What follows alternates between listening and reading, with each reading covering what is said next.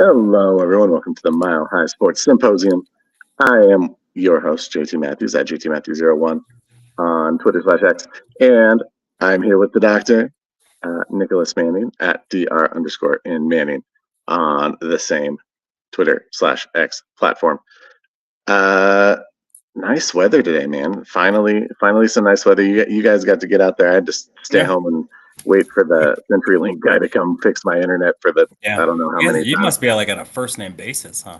Yeah, having to come out and fix the old intranet. Yeah, he was like singing while he was working. He was really happy dude, which is nice, I guess. Yeah, of course. Well, he's probably happy because his internet works. Yeah, that's true. How was the park? It was nice. It was nice outside. Kids struggled to be able to adapt to utilizing a playground. Sure. In the middle of a capture the flag game. Because then, does it have to be the floor is lava? Capture the flag. No, I don't want to play it. We got several arguments about who had the most Riz. So it was compelling. It was a compelling hour and 15 minutes that I'll never get back. Yeah, well, we don't get any of our time back, unfortunately. Sometimes we just got to roll with the punches, and they are getting to an age where they're just going to outpace us at some point. So we may as well just accept it. Yeah, I mean, that's what we can do. So other than that, of course, it gets super nice when I'll be in Arizona tomorrow. Just with the fam. Gonna go sit by a pool that's not a community pool. I have to work a little bit, but you know what? Sometimes just changing scenery is nice. So yeah, that'll be dope. That'll be dope. But yeah, overall, no complaints. Or who would care if I said any? Yeah, I think on this podcast you have the most Riz, just for the record. I appreciate that.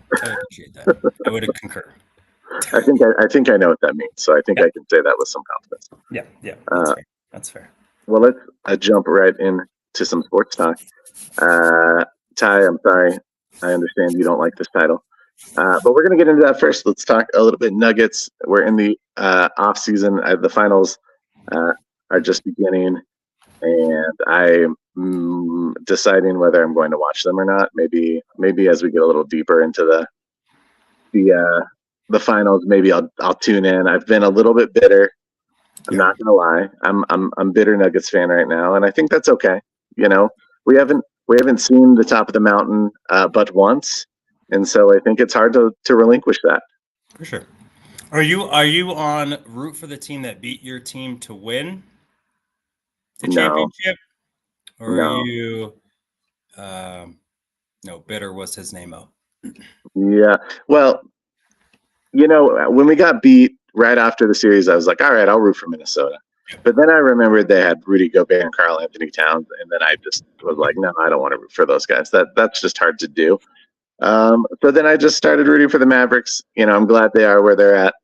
I think that I don't know if it'll be a competitive finals or not. I think the Celtics are probably the better. I mean, definitely the better team overall. But Dallas has found something, and they're pesky, and I think they have the best player left in the playoffs, and Luka. And some people might argue that they have the best two players left in the playoffs, in Luka and Kyrie. So, I'll be interested to see what. It's another measure of all right, team ball versus, multiple superstars. Let's see what that looks like. And I think it'll be interesting. Will I tune in? I'm still bitter. We'll see. But I was rooting for Dallas, so I'll keep rooting for Dallas. Why not? Yeah, me too. I'm rooting for Luka to get it. I don't have anything against Tatum and Brown. If they won, you know what? Outside of just me not ever rooting for Boston, like the city, I would. I hope that it's a compelling one. I'm absolutely stoked that Minnesota got throttled. Yeah, it became very unlikable. So they're also in the Nuggets division.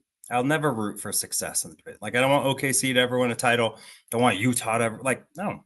It's like rooting for the Raiders ever. Right. But it could help your draft. Nope. Lose. Kansas City lose. Chargers, I kind of feel bad for lose. You know, Dodge, lose. Like, they won't stop, can't stop. No. I'm a Florida State Seminole fan. Don't want Clemson to ever do well, but it makes the AC lose. But the title, like you could say, like lose. You know, I don't root for. I'm not those people that like root for the conference. Like I'm an SEC. No. Stop it. You can't. 20 schools. You can't nope, can't do that. I just want someone in the AFC West. Nope. No. If anything, it's the opposite, right? Usually, I'm like, 100%. All right, like, let's go NFC now. You want Michigan to go 0-12 every year, don't you? Oh, for sure. Right. I'm not rooting for that. I'm not rooting for Wisconsin. I'm not rooting for Iowa. No, it's so hard. I'm not going to do that. So, Nuggets all day, every day. I'm sad that they aren't playing, and I would kind of like Luka to win. This whole like really quick, like if he wins, he's the best player. Like he's the best player in the NBA. I'm sorry.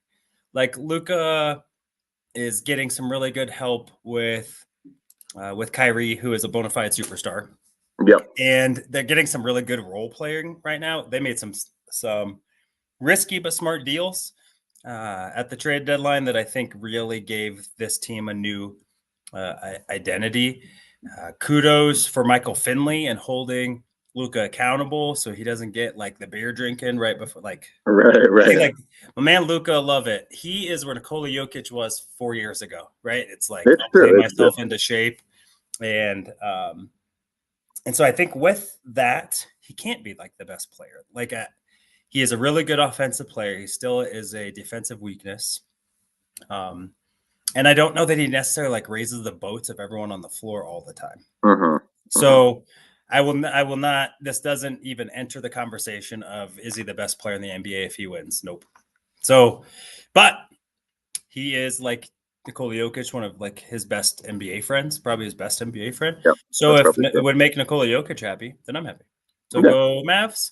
I like Mark Cuban as much as I can like a billionaire that I don't know. And so I also think it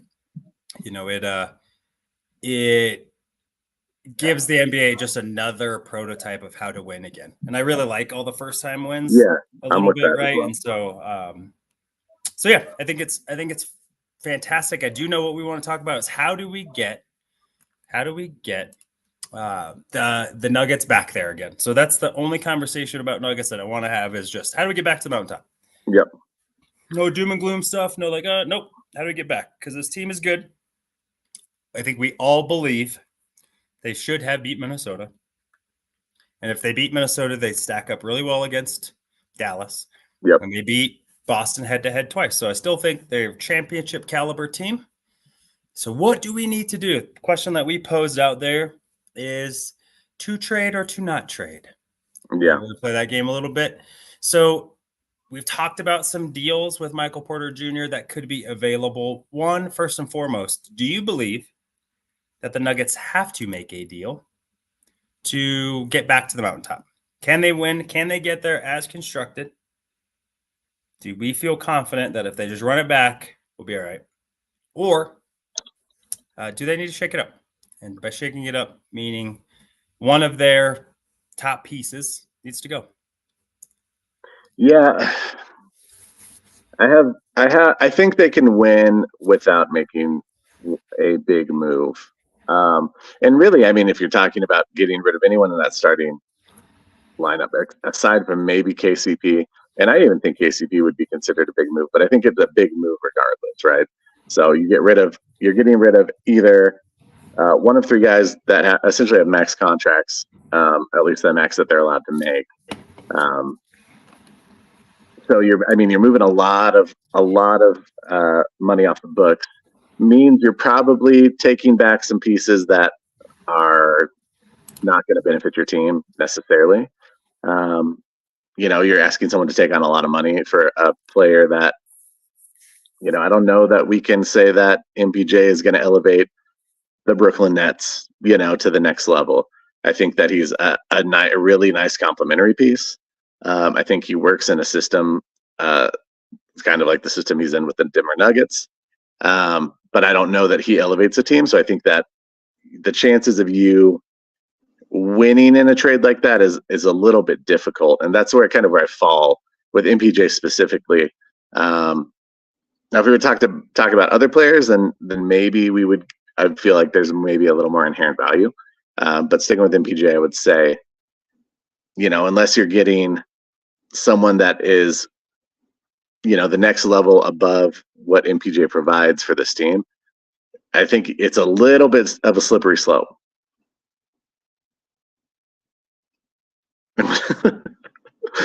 That's true. He would be the best player on the Wizards. But I don't know if they win any more games. Him and Kyle Kuzma, is that who you want as your starters? I mean, they're kind of like the same dude. Right. I mean, yeah, it's a starter. Plus, you're asking for someone to maybe take a little bit of a grenade with someone who has injury history. Who knows how long that back will hold up? It just becomes a little bit trickier, I think, than it would be if you were dealing a KCP, a Jamal Murray, for example. Not that I'm a proponent of that necessarily. Well, let's talk about that though. So, yeah. I think the assumption has been, and rightfully so, probably Michael Porter Jr. looks like the most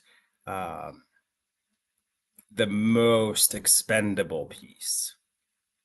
Or at least that's maybe the common assumption. Yeah. I heard it asked around a little bit, and I think maybe because some of the stuff that you described might not be MPJ, right? So played in 81 games this year. I think the most on the Nuggets, right? Which is probably, I don't know if anyone played in all 82. So he's got to be like top 5 or top 10 of games played this year, which talking about injury history that isn't recent now, at least. So he's trending towards being more available. And so that he's 25, right? So he's still got some years of tread.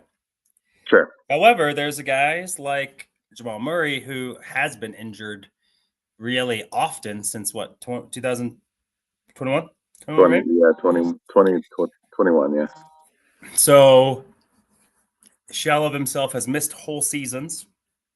And even this last year, right? Just he looked like, I feel like if you were looking at him in snapshot, I think I heard this, maybe it was Zach By that asked, like, how old would you have thought he was when you're watching him on the court?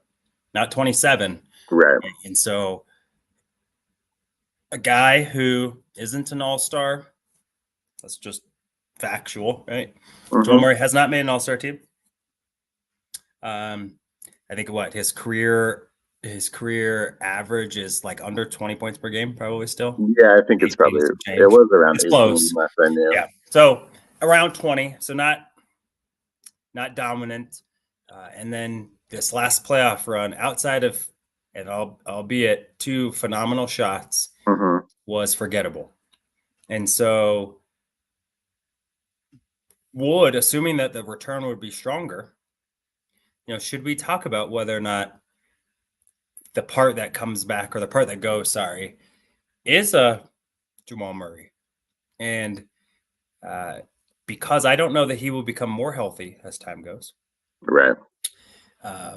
And, we've talked about, like, what if you get a guy like Kevin Durant here, who Kevin Durant's offensive game has never slipped. Like, I mean, ever. Right? Yeah, sure. So, would a piece like that? So they don't want MPJ, hey, that's not where we're at. We want a guy that can come in and be a game breaker. So they want, would that be a part, assuming that you would get a caliber coming back, or 2 really, really good starters for Jamal Murray, would that be something that you would consider, considering also that there's nostalgia? I think for us to believe that this front office isn't attached to the players, is, I think, short-sighted. I think there's a really tight connection with Josh Kroenke to the guys that have really, his faith in keeping them all together. They paid off, right? And I think Josh Kroenke appreciates that. So would he sign off on that deal? It would have to be. It was hard for them to trade Gary Harris, and that was one that they had a tough time agreeing to it individually inside that building that kept that deal up for a little while before they even executed it, because it was a hard thing to grasp. So what are your thoughts about that? What are your thoughts of, maybe the player that needs to go out isn't MPJ? Sure. If we're talking Jamal specifically, I think you're probably a year away from that conversation, honestly. I think that, I think Michael Malone loves Jamal. I think that he is a guy that obviously is clutch, shows up for big games. I do think that the injury history is pretty present and has always been there, and is something that is going to continue to fight throughout his career. And I do think it had an impact on his play this playoff series, obviously, or this last playoff series against Minnesota. It wasn't something that was talked about as much. We knew he had the calf strain. We knew he had the elbow. But, they had 5 days off between the Lakers in Minnesota, and it kind of was like, okay, well, that's probably enough time for him to get good. I don't know if it was or not. It's just hard to say whether that was enough time or not. The problem is, like, you would have to find someone who can play the pick and roll with Nikola. It doesn't have to be to the same level, but either they've got to bring another layer of playmaking that Jamal has kind of grown into, but it isn't necessarily his default mode. Or you've got to find someone that knows how to at least, get Jokic the ball in some tough spots, if he's not going to be, or, unless he's a clutch shooter. It's just, I think it's one of those things, and maybe you have to kind of do the thing that the Avs did with Nichushkin, and we'll see what happens with them. But it's like, all right, this playoffs was, last playoffs you let us down. Now this playoff you let us down. I doubt he'll get that opportunity to do it again. Maybe you do the same thing with Jamal, right? Like, okay, we've been injured. Obviously it's not the same situation necessarily, right, but you were injured this playoff series. That really took a toll on this team. We rely on you to be out there, and if you're not able to be out there, then this team struggles. Now, do we give you one more year and just see if we can get you there more healthy? Or if this is something we're going to kind of constantly fight, then we have to start talking about what the next thing is. So I would say I probably feel about a year away on that discussion. I'd like to see them make some moves, but I don't know that I would involve Jamal in those. How do you feel about that? Yeah, I like it. I liked Chris's question about, if Murray got you Kawhi, would you be interested? Sure. And it's like, he is less available than Jamal is, but when he is there, elite Kawhi is more impactful than elite Jamal. Right. And so I think that would interest me for sure. And I think being able to take off the Mile High basketball shaded glasses, I think you have to. I think if you're running an organization, you have to really think, what's in our best interest. Yeah. Chris had added, like, what about if it was George Paul? Absolutely. George Paul, or Paul George. George Paul. Paul George. Paul George. Tomato, tomato. Don't have two first names. And so I think that is you have to be aggressive in at least exploring, or you're not doing a service to Nikola Jokic. In the end, Nikola Jokic is the one that I think this organization owes their effort to, I guess, right? Sure. That's your building block. And then the other pieces are around it. And I think, Jamal's contract, I think, is just next year, and then maybe 2 years. And so you have to look at, like, you got to start paying these guys again pretty soon. Right.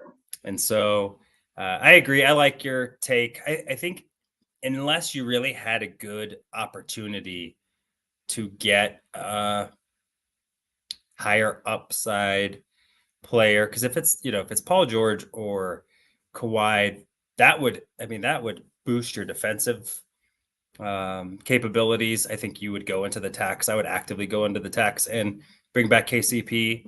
Sure. Because literally no one's going to score on you if you have either George or Kawhi, KCP, and Aaron Gordon. Like, right. I mean, it would be phenomenal. And I think if you have that together, I think you absolutely look at taking a swing. Like that would be, those are one of those deals that you have to look twice at.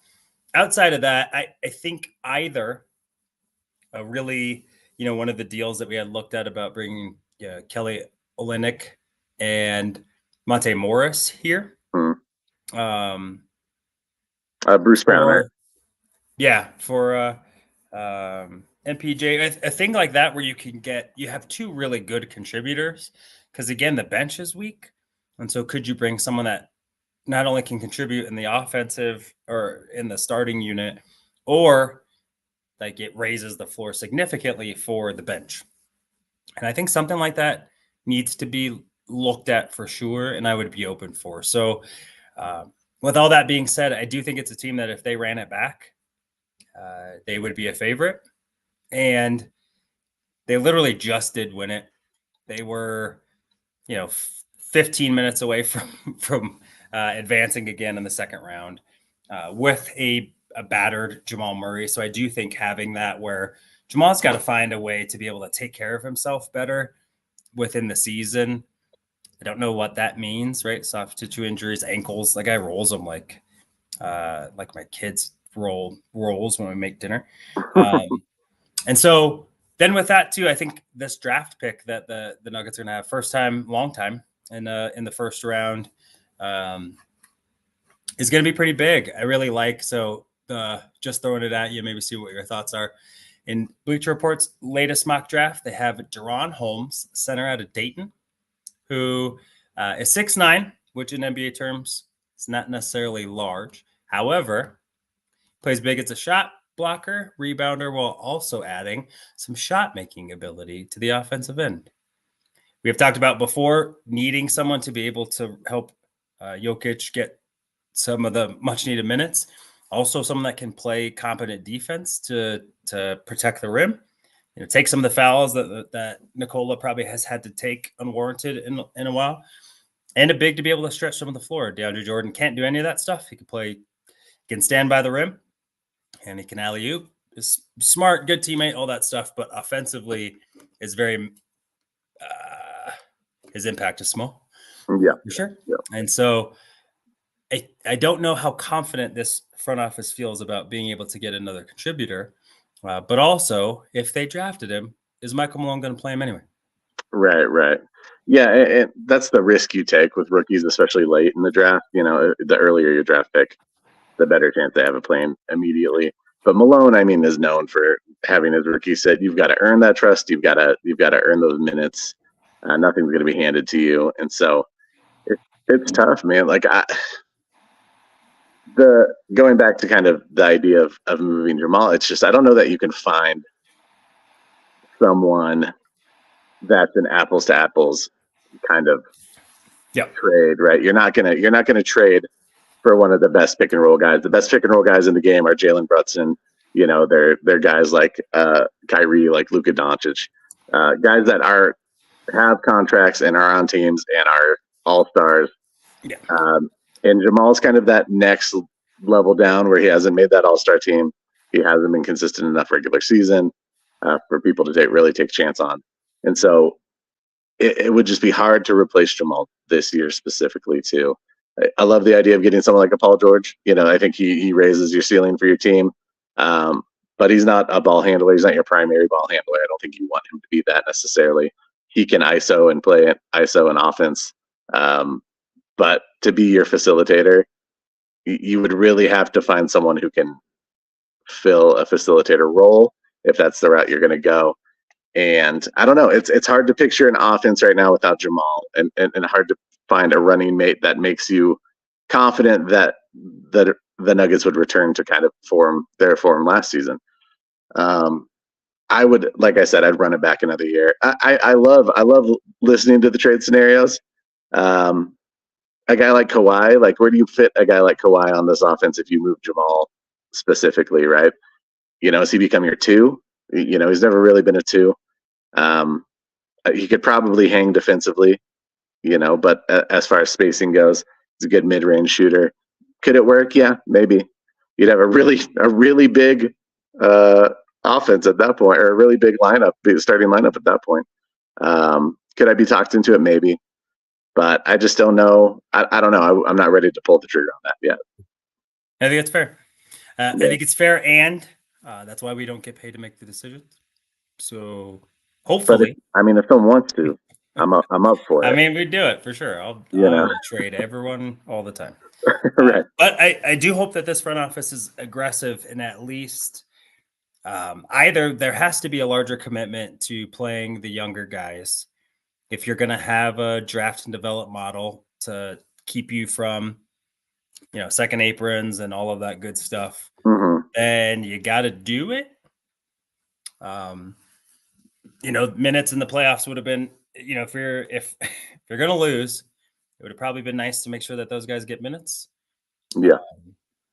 And you're being able to fit them in roles maybe that you need them to grow into, not necessarily what they're good at.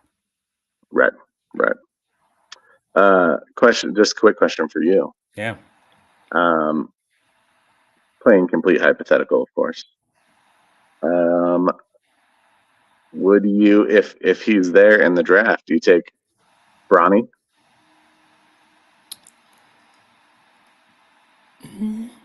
If there wasn't, I think a player who like Holmes that can provide you with some length in the front court, I would. I mean, Bronny has a pretty well-rounded game for where he's at.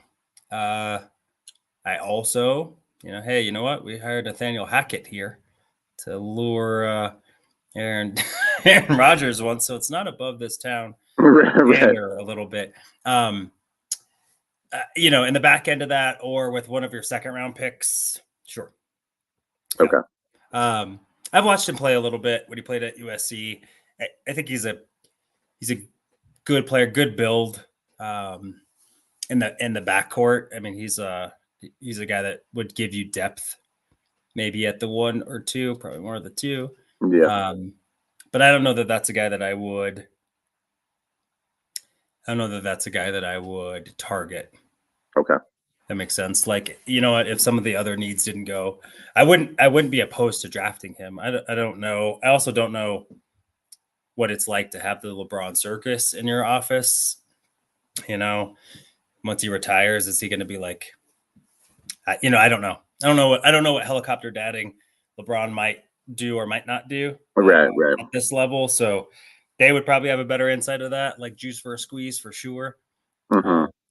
But I think that there's some other players that really, I think that would really help this team more for what their needs are. Yeah. They really need, in my opinion, right, is that they need a knockdown shooter. We talked about this before. And a player like Holmes who can really help in the front court. I don't think Bronny is either of those. I don't think he's like overly passionate on the defensive end where, you get someone that can come and contribute like Brown did. So just my thoughts, not necessarily someone that I would target, but I ain't scared. I mean, my inkling is no, for sure. Unless obviously if Calvin Booth thinks that he is, a quality player in this league, then I trust the front office. They haven't done enough to let us down yet. Clearly, Chris would agree that wouldn't be the move that he would make. And I don't know that it guarantees you anything. LeBron has always said that he wants to play with Bronny. Would that come to fruition? Who knows? Who knows? I don't think that you could bet on that being a legitimate recruiting tactic. Would it maybe swing the odds in your favor a little bit? Potentially, but I think that at the end of the day, LeBron wants to go somewhere to play with his kid, but he wants to also be competitive.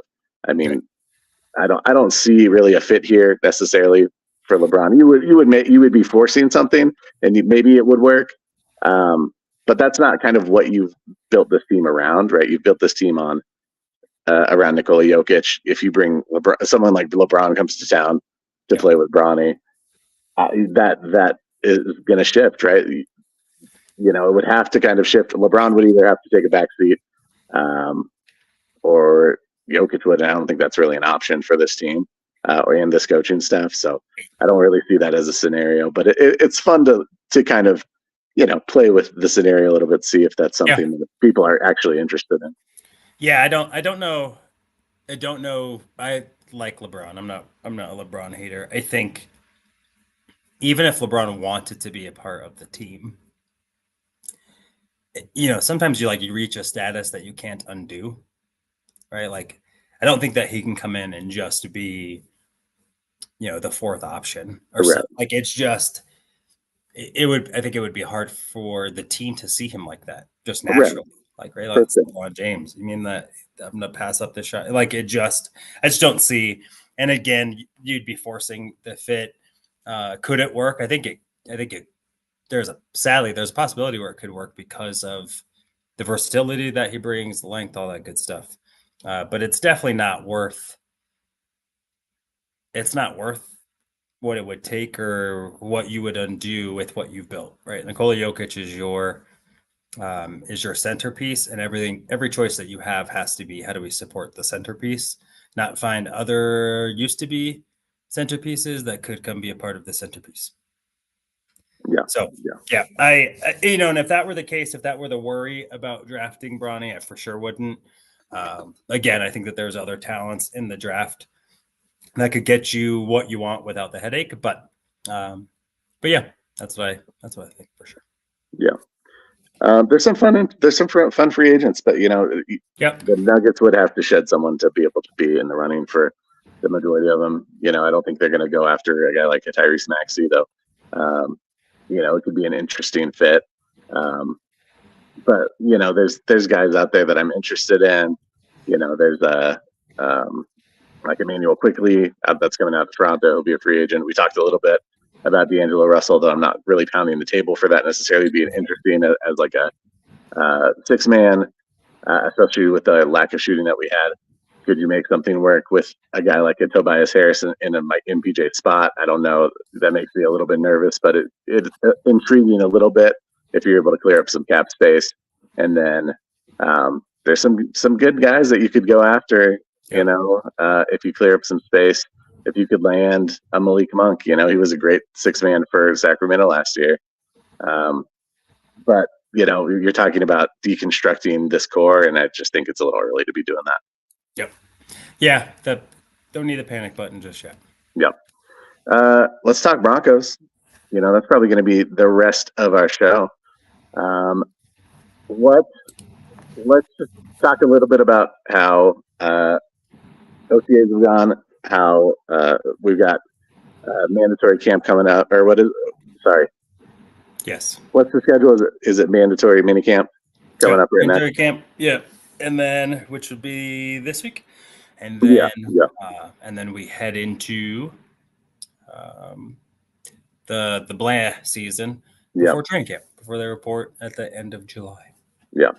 And there's a lot of talk. We saw, I saw a headline on Twitter earlier today that Zach Wilson's winning the QB battle. I think there's a lot of speculation around, who the quarterback's going to be. We'll have lots of debates and chats about that. I think everyone's rooting for Bo Nix. I think Bo Nix is the front runner. Maybe that's a fan take. I'm not sure if that's the prevailing feeling in the locker room, but I'm guessing that, everyone's wanting Bo Nix to kind of take that mantle. Any thoughts of anything coming out of the workouts and going into mini camp around the quarterback?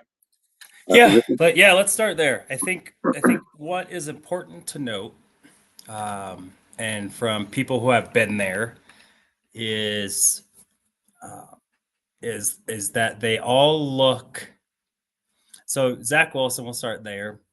Had the most recent opportunity to run with the ones. Zach Wilson, I think it will always be an enigma. So physical talent, struggling to put it together, right? He's your typical, what is it? That's potential word. He's that guy.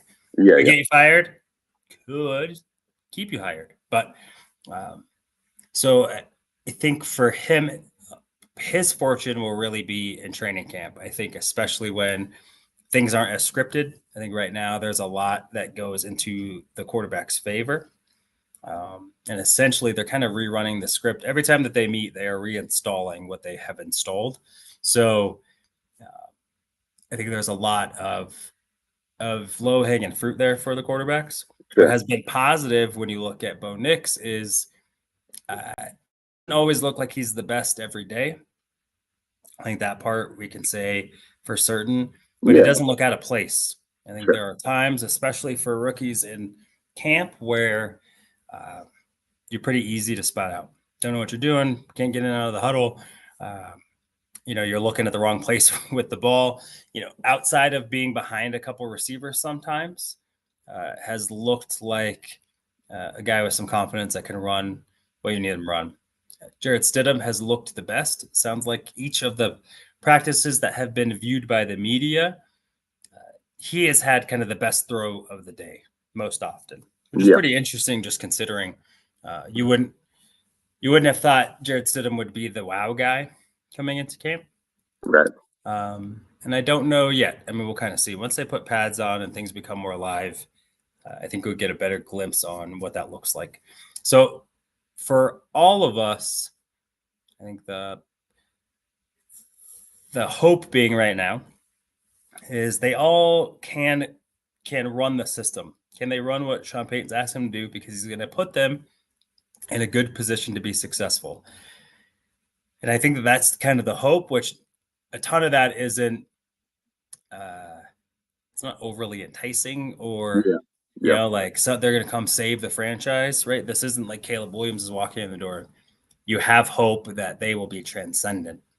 I don't think that that's what any of us will expect, but I also think the floor for what we should expect maybe is higher than we would have thought or hoped.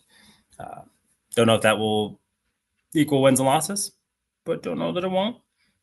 So I'm excited for the fact that not only has it looked like Jarrett Stidham has improved, because I think he's going to be on this roster regardless. I think the way that he's playing, unless Zach Wilson goes supernova, I think it's going to be Stidham and Bo Nix.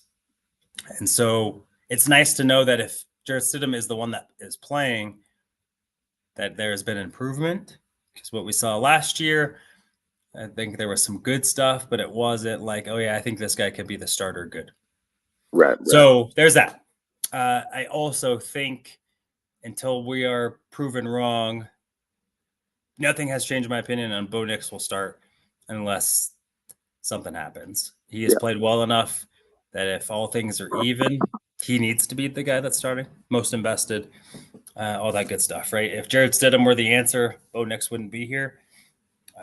So I'm excited that I think that trajectory is still there. And it hasn't, Paxton Lynch hasn't happened where it's like, you're force-fed opportunities to win the job and you just suck and you can't get it. And mind you, I never played NFL football in my life, and I feel confident in saying that Paxton Lynch was bad at NFL football. Yeah. So we're not there. And so that part's exciting. I think with that, it will be really interesting, though, because they need to run the damn ball for any of them to be successful. And I think if we can get that as a commitment and an identity, which this team has not had a really concise, clear, or effective identity since the no-fly zone, then whoever is playing quarterback, I think their job will just be significantly easier, right? It's so much easier when you can hand the ball off and you're going to get 3 yards no matter what. And that doesn't seem like a lot, but if you're staying ahead of the chains and you're playing on schedule, playing quarterback is just a much easier rhythm. It's a much easier because you don't feel like you have to make big plays all the damn time. Because if I just make the right play, 4-yard check down, whatever, that we're going to keep moving, right? And we're going to be successful. I don't have to save us, which Zach Wilson had that happen all the time in New York, right? Like if he didn't make a big play, they weren't going to score because they're terrible. So that's the part that I don't know how that will go. You have a ready-made offensive line minus the center. I think centers are the easiest position to replace.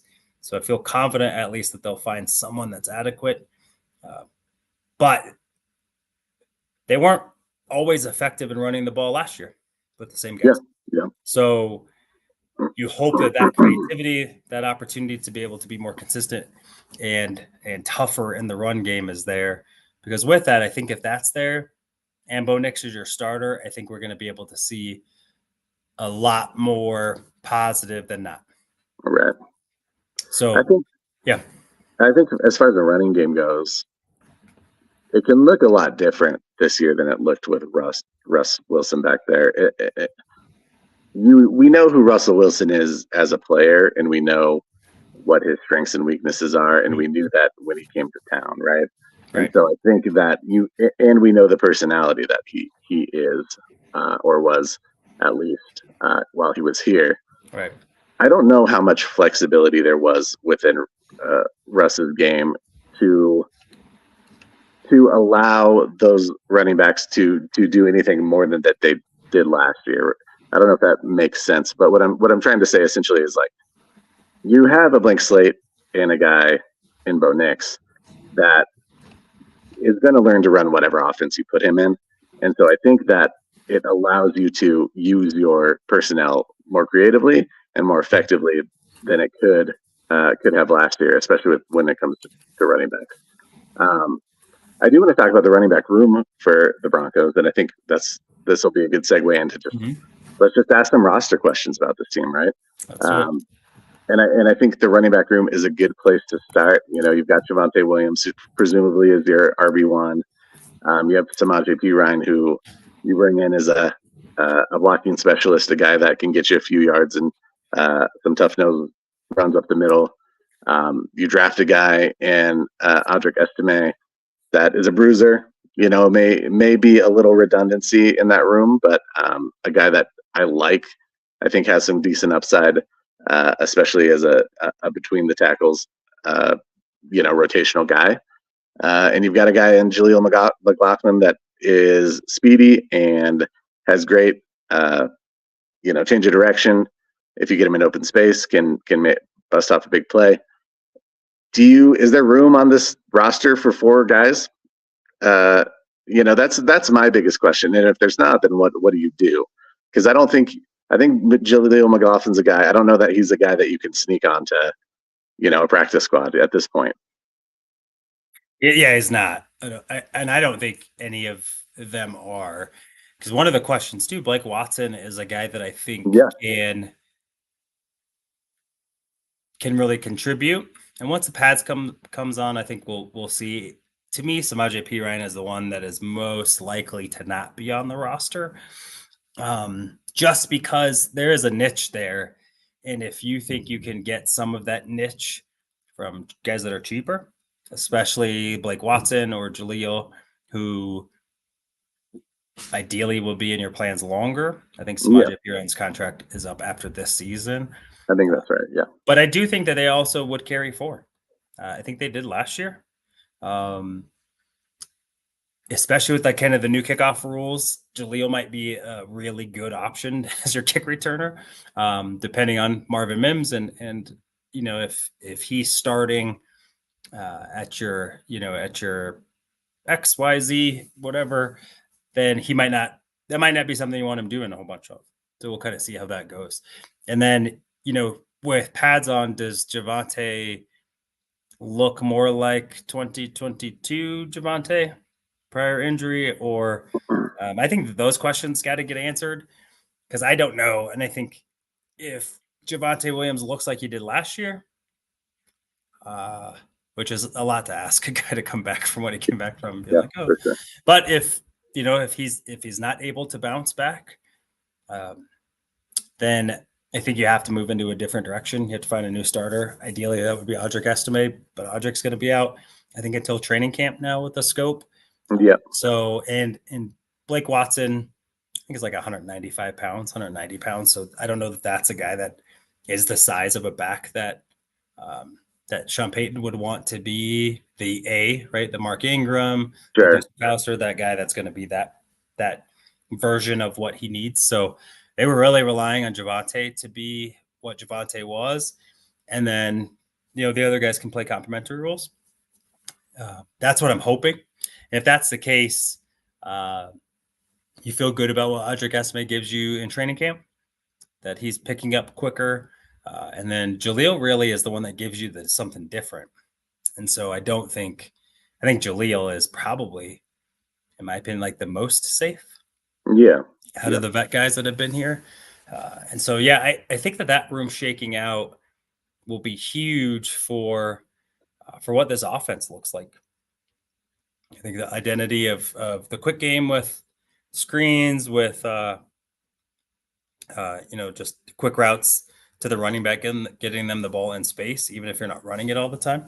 I think will be big. Anger routes over the middle. That was a lot of what Drew Brees did early and often. So I hope that Javonte is back. Yeah. What I'll say is it does seem that there's a lot of redundancy in that running back room, and it makes me wonder if they want to kind of pick up their physicality at the line of scrimmage, and specifically, I wonder if they want to get back to more of a smash mouth, and I think they do. I think that's kind of been stated a little bit, but I mean, when you look at Javonte Williams, Samaje Perine, Audric Estime, I'm looking at a depth chart. Those are your top three guys, presumably. There's a lot of redundancy there. There's a lot of get downhill, create contact, get some yards after the carry, pick up first downs in short yardage situations. It just makes me feel like they are really going to stress that type of running game as opposed to, getting too creative with Jaleel. No. Obviously, I think Jaleel will get his touches, and I think he should. I think he's the most electric guy in that room. But I just wonder if it kind of signifies a bit of a culture change that we're going to see in that offensive line room as well. Yeah, I think so. I think the Audric Estime was probably brought here to make sure that if it's 3rd and 2, 3rd and 3, that we will get it. For as tough as Javonte is, that is not an area where he is overly successful. His vision to be able to find kind of the small creases isn't necessarily there. Samaje, I think, is pretty good at that, but you're not bringing him in necessarily to be a goal line back. You're bringing him in for his ability to pick up pass protection and catch the ball in the backfield. And so that's why I think Audric Estime is here. Absolutely that. I think Javonte can give you really tough runs on 1st and 2nd down. I think Audric Estime is the guy. They are hoping that if it's 3rd and 4 or less, we want to run the rock. He will fall forward, right? And we're going to be able to get some of those. I think that there wasn't a lot of success with that group last year. The Broncos offense 2 years ago looked better when Latavius Murray was running because he was a guy that was going to get you positive yards every time he touched the ball. And I think the hit or miss nature of what Javonte would give you or what Jaleel could sometimes, depending on how you brought him in, I think goes against that. We want to be on schedule, right? We got to get 3 yards pop every time, guys. We can't be running the backs of our offensive linemen.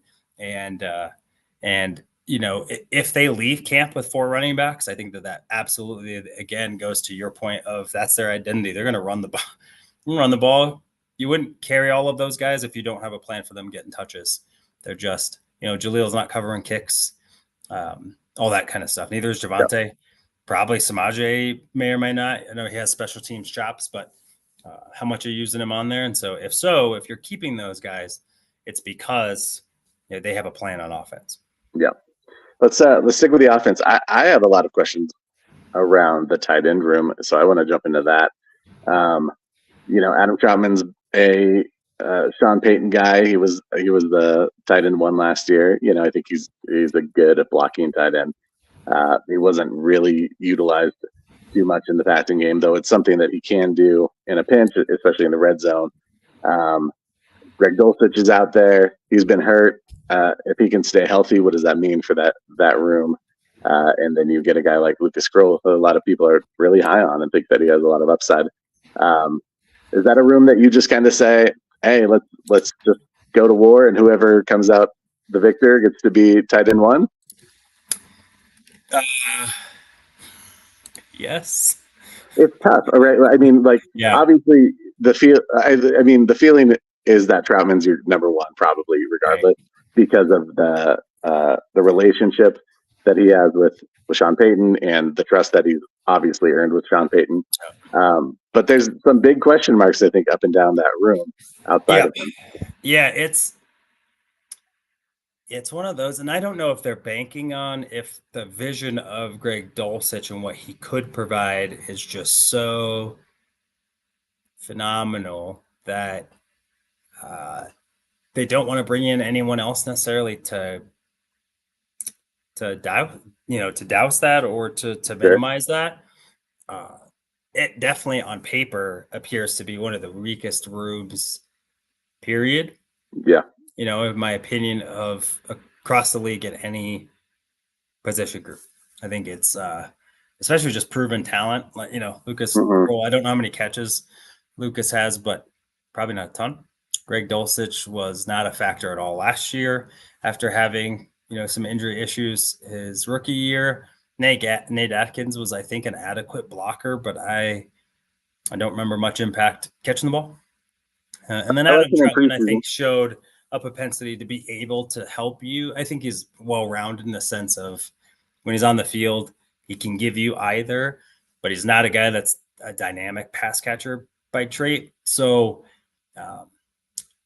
Lucas Kroll has given a lot of positive, I think, momentum in this offseason, especially from Sean Payton. Sean Payton has offered quite a bit of compliments that way. Hopefully, maybe that's a good sign because he doesn't hand out a ton, and not just they got to start building someone up in that room because someone's got to play.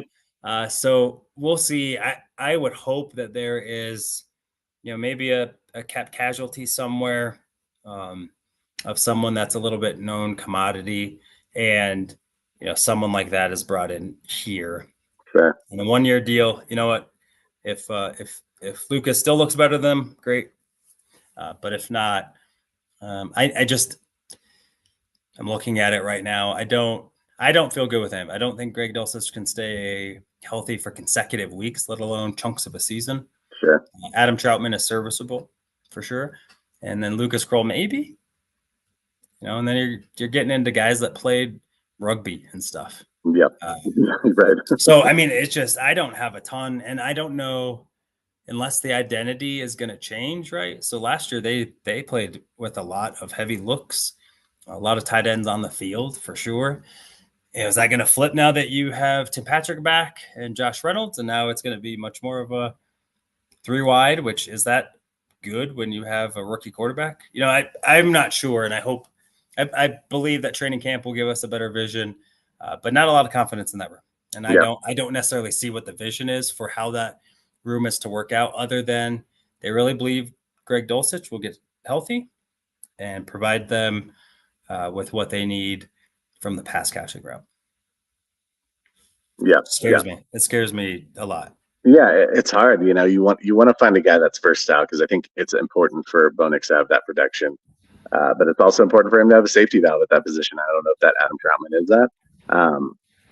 So we'll have to just see how that plays out. I would obviously, I think best case scenario is that Greg Dulcich is healthy and takes the step, but I don't know that you can bank on that. It's kind of one of those things we've talked about, with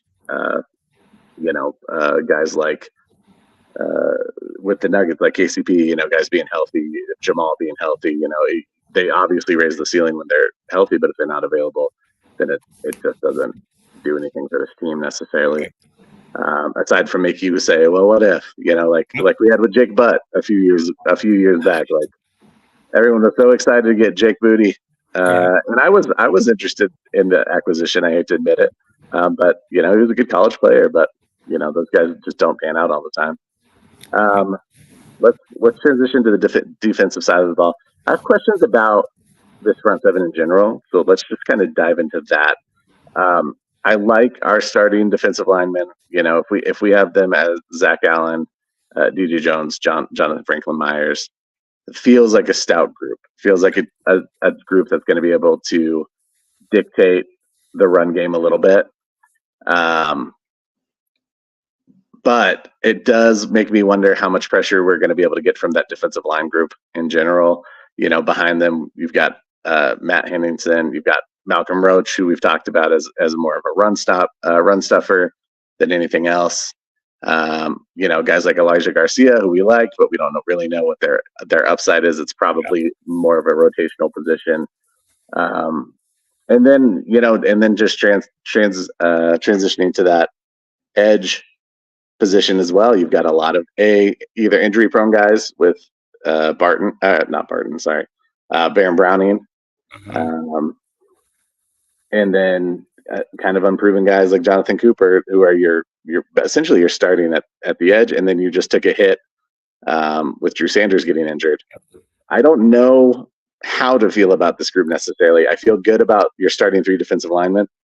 I like what we get from Alex Singleton most of the time, but outside of those 4 guys, I don't really know what to make of this group. What's your feeling about the upside of this group, or is this just kind of a year to shake out some of the cobwebs and see who can play and who can't? Yes, I think that it is going to be that year. It is going to be the year of who do we keep next year, Jonathan Cooper or Baron Browning? I don't think that you will keep them both. Baron Browning, to me, is definitely the more electric player. I think he provides you much more of the pass rushing upside with speed to power, etc. Jonathan Cooper is definitely much more of your steady Eddie. At 8 sacks last year, so it's nothing to scoff at, but definitely probably not what you want to, as your number 1 pass rusher. Nick Benito, I think he's established himself as the starting outside linebacker. I think it'll be Nick Benito. And then who do you keep?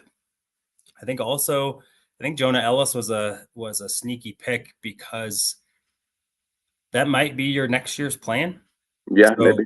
If Baron Browning and Jonathan Cooper don't really raise the floor of their play, or they're not much more than a rotational piece, do you pay either of them, or can you find that with a cheaper vet doing something else? And I think that this year will be a lot of is anyone in our plan next year? Are any of these guys within our plan? Right. Nick Benito for a few more years on his rookie deal, Jonah Ellis on a rookie deal. And so you could probably afford to pay a more premier pass rusher to come in instead of paying, those guys minimally. Defensive line, I'm actually pretty excited for the group. I think even Angelo Blackson and Malcolm Roach, I think having those guys who are pretty good run defenders with Zach Allen and John Franklin Myers and their pass rush ability, I think really gives you kind of a good mix and match, taking guys off the field when you need to, so you're not overly utilizing Zach Allen all the time. It would be nice maybe to have or cultivate another interior pass rusher. But I think having the pros that they do right now, Elijah Garcia is someone I kind of hoped for, but not quite there yet. And so I look at the defensive line much more positively than I have probably in a while. I can see how those pieces can really kind of benefit one another. The part that worries me the most right now is interior linebacker. I think Cody Barton is a pretty good player. I've heard some people say, I think Cody Barton is a comparable player to Josie. Okay. I don't know because I haven't watched Cody Barton a ton. Fair enough. But, I know I didn't think much of the Alex Singleton signing when that happened. And I was 110% wrong about the kind of player that Singleton was and what they brought. I have heard really good stuff again about Jonas Griffith and him being back. And I think he's kind of the forgotten piece because he athletically and profile is very much this era of middle linebacker. He's fast, can cover, is big, can hit, can run, all that stuff. I think we've forgotten about him because of his injury last year and then a couple injuries again the year before. It definitely is. I feel like we're definitely playing the kind of what if game quite a bit, right? With the injuries. Can they get back? Absolutely. And so I think that threesome is all right. But it would be nice maybe like to have someone that you feel is your long-term answer at that position. I don't know that Alex Singleton is. Contract will be up no more guaranteed money after this year. Is older. Is it worth paying $8 million to an inside linebacker who maybe their window of success misses this? And so that part I don't know. In the market for interior linebackers just seems kind of weird right now. Seems like you can hold on and find some vets later on. And so that group weirds me out a little bit. It feels paper thin. Outside it feels like much more. There's a lot of like number 2 and number 3 rushers, without a premier, we need a sack. That guy's going to go get it. I don't feel like we have that. I don't feel like we have that on the defensive line. I don't feel like we have that outside. And maybe someone really takes a jump. If anyone were to do that, it's going to be Benito or Browning. Yeah. And I don't know that I would bet money on that. Right. Yeah, it's hard. It's a difficult position to be in because I don't think that this defense has really, outside of Patrick Surtain, anyone that puts a lot of fear into the other, into your opponent. It's great to be able to control the line of scrimmage and shut down the running game. But if you don't have cornerbacks that can hang, then you get into a really tough position. So I'm interested to see if anyone emerges, if anyone takes that next step. I think it's something I'll be watching pretty closely with camp coming up. We have run out of time, but we're going to finish up this roster debate, this depth chart debate next week as well. We'll talk wide receivers, we'll talk offensive line, we'll talk secondary, along with some other topics. But unfortunately today we've got to run. Thank you everyone for joining us today. We appreciate you as always.